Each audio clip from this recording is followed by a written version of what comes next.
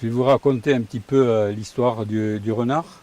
Alors, le renard, le baron de Lansdorf était un chasseur de renards et donc il avait installé son repère de chasse ici sur les lieux du Tiple. Et donc il y a un trou bien déterminé qui est de l'autre côté et qui s'appelle le lac du renard. Donc ce lac avait été exploité pour des argiles éventuellement, mais il y avait installé une fontaine avec un renard en fonte au-dessus. Et là, c'était le repère. Je possède la photo authentique de ce repère.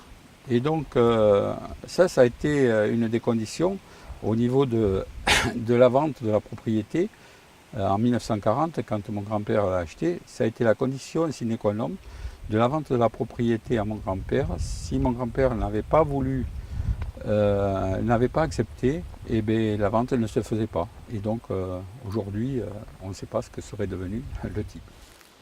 Et il a fallu mettre ce renard. Ah oui, oui, on peut continuer. Voilà. Oui.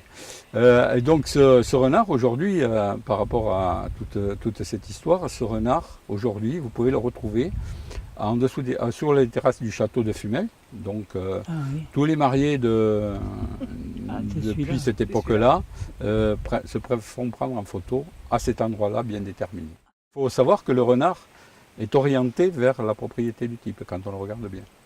Il a été positionné et regarde ici le type. Donc il n'est pas chez lui là-bas.